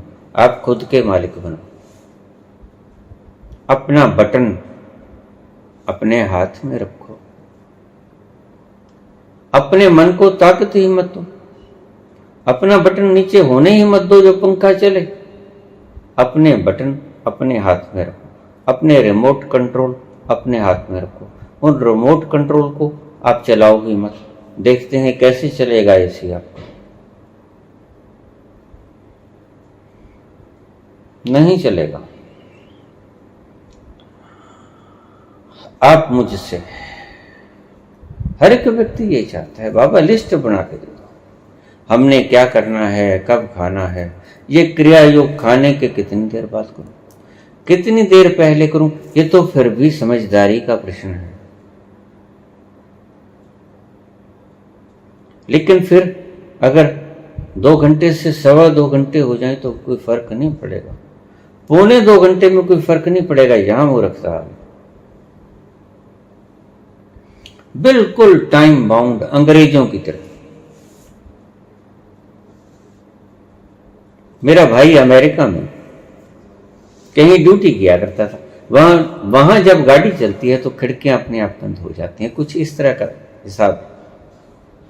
तो वो तो हिंदुस्तान के हिसाब से चला। जब गाड़ी ने हॉर्न दिया तो उन्होंने पायदान पे पांव रखा, इधर से डच से बंद हो गई अलमारी, बीच में फंस गए। 5 साल इतना कष्ट हुआ। और एक और मजे की बात आपको बता दूं,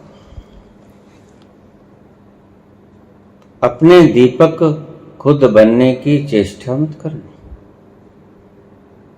चेष्टाहीन होकर उस अपने स्वभाव में, उस जलती हुई दीपक की लो में जो आपके भीतर जल रही है, वो प्रकाश, उसमें उतर जाना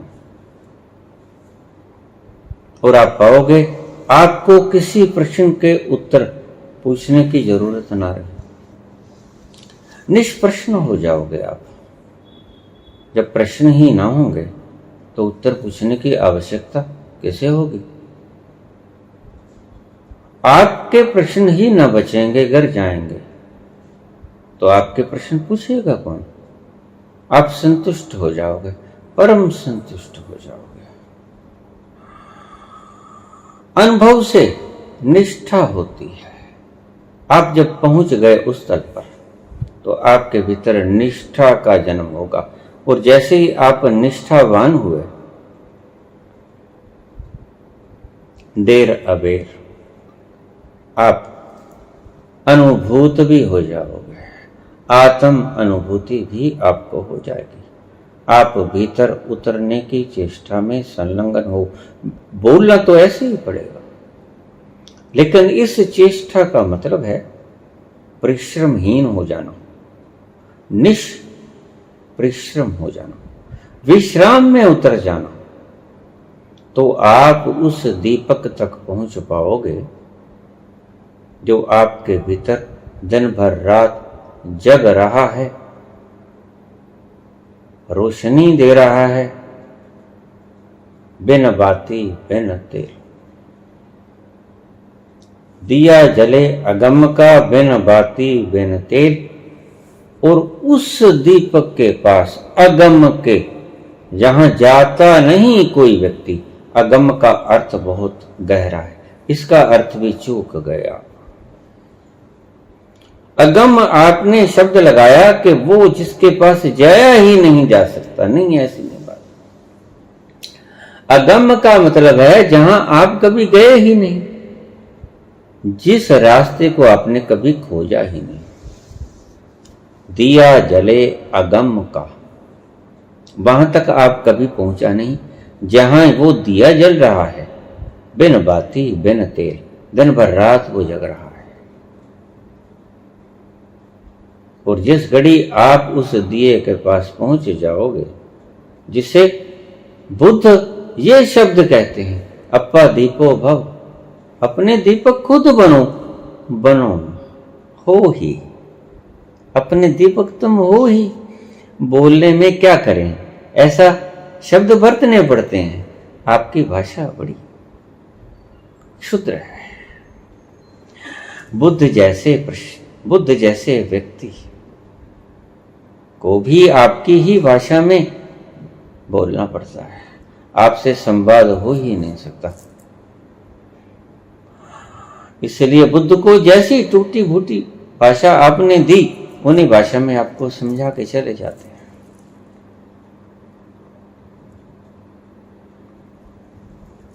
मैं क्या करूं? बहुत से लोगों ने इस तरह के मुझसे प्रश्न पूछे। आप उस जगह पे पहुंच जाओ जहां ये बाहर के कमांड देने वाले गुरु नहीं बैठे, जहां पर एक ऐसा गुरु, परम गुरु विद्यमान है जो आपको रास्ता दिखा देता है। मैं कल ही अपने प्रवचन में बोल रहा था, मैं आंखें बंद करके चलता था, यद्यपि आप मेरी नकल मत करने लग जाना, क्योंकि मेरी श्रद्धा और आपकी श्रद्धा में जमीन आसमान का फर्क होगा। मैं आंखें बंद करके चलता था और गौशाला मेरे घर से करीब 1.5 किलोमीटर थी, जाना और आना आंखें बंद करके,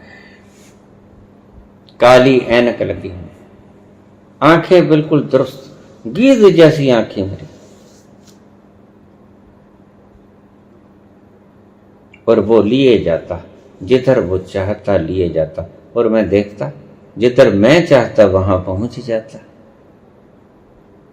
जिधर वो चाहता लिए जाता, और जिधर मैं चाहता वहां पहुंच जाता।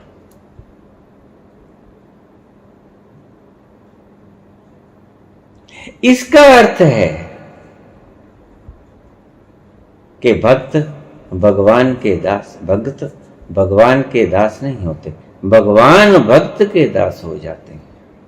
यहां जो भक्त चाहते हैं, भगवान दासत्व अभाव से उसा पूरा करते हैं।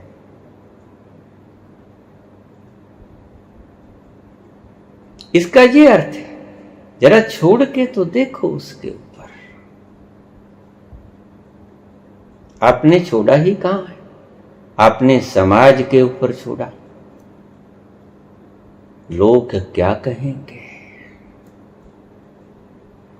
ऐसा कर दूंगा, ऐसा कर दूंगा, ऐसा हो जाएगा, ऐसा हो जाएगा।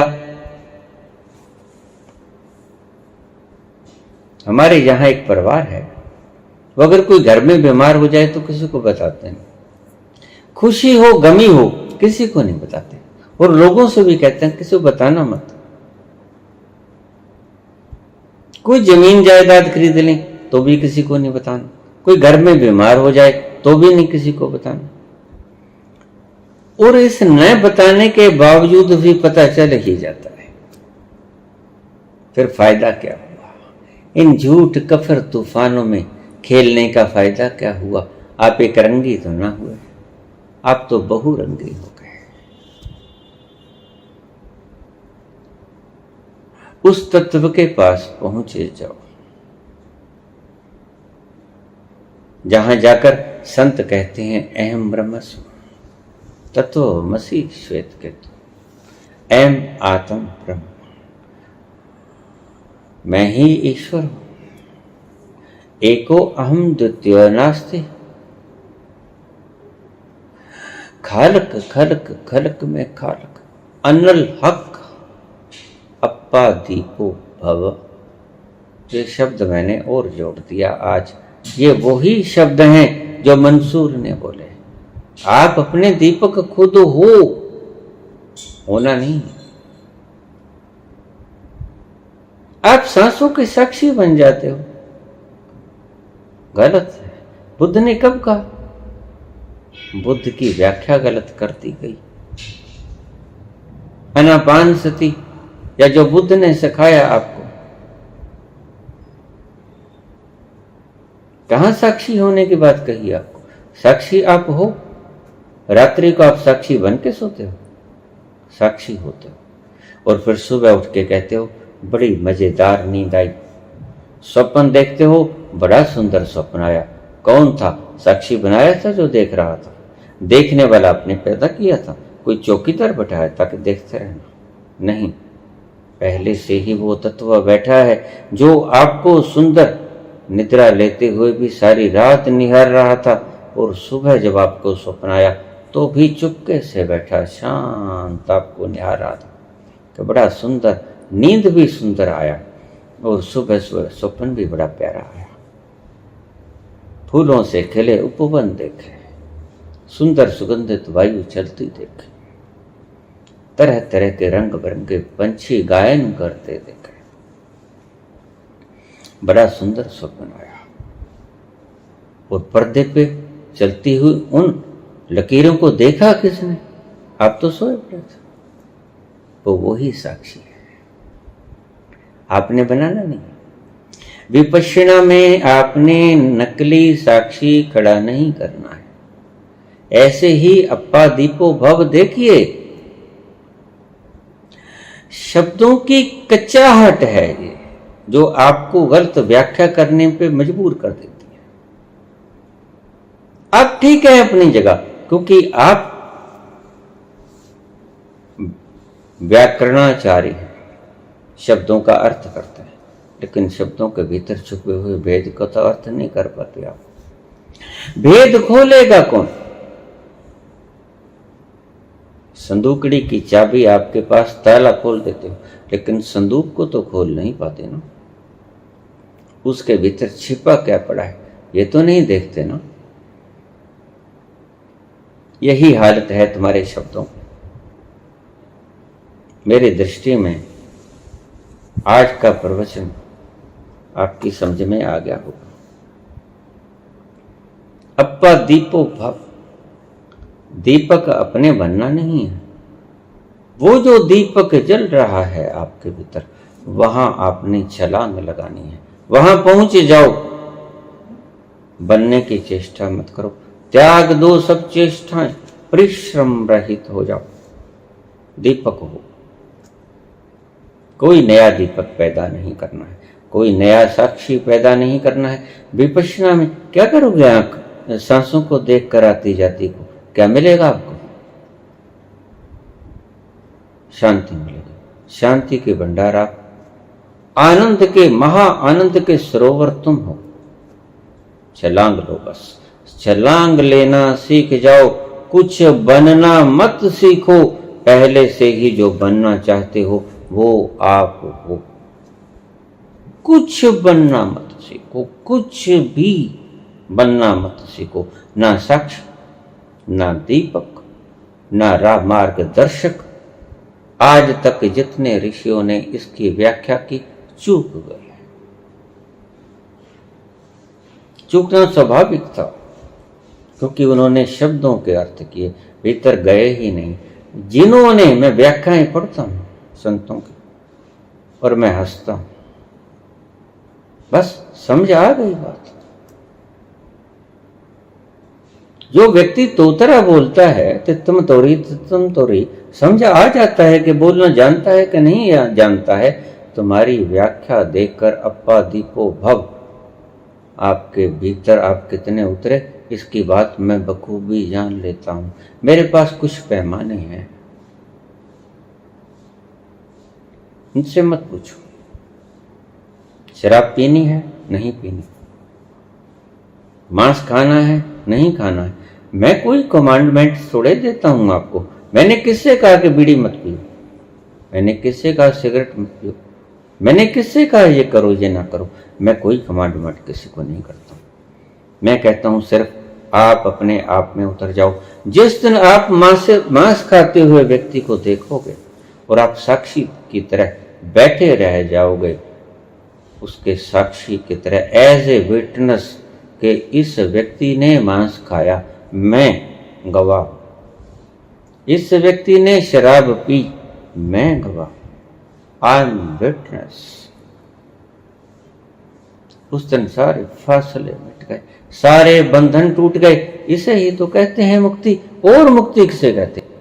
कोई आप लोहे सोने की जंजीरों से थोड़े ही बंधे हो जो आपको मुक्त करवाना है। आप अदृश्य जंजीरों से बंधे हो। इन दृश्यों को, इन जंजीरों को तोड़ना है जो दिखती नहीं। ये जंजीरें हैं जो दूसरे लोगों ने, दूसरे गुरुओं ने, दूसरे शिक्षकों ने आपको दी हैं। ऐसे नहीं टूटेंगे। मुझसे पूछना बंद मत करो।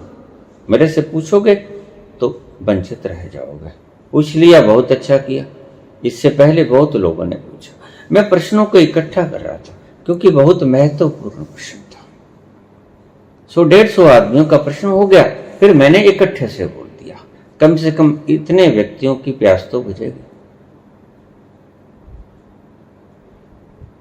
नहीं बनना है, जैसे साक्षी नहीं बनना है श्वासों के, विपश्यना करते हुए, वैसे ही अपने मार्गदर्शन के लिए अपना दीपक खुद बनना नहीं है,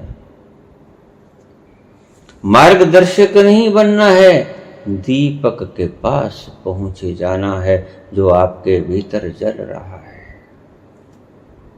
दिया जले अगम का, बिन बाती बिन तेल। अप्पा दीपो बाबा। धन्यवाद।